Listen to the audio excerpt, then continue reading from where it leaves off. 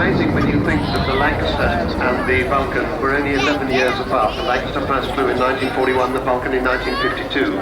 But to look at them, you might think they came from different centuries.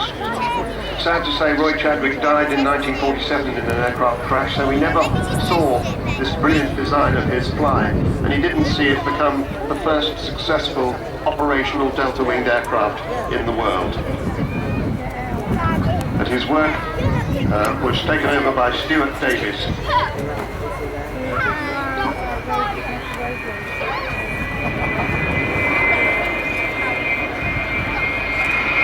Bomb doors open.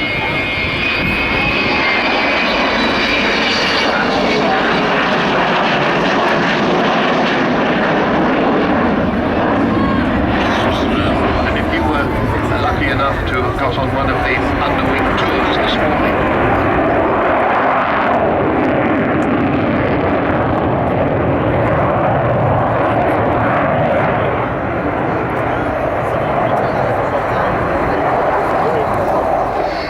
if you were lucky enough to go on one of the underwing tours this morning, you might have seen your name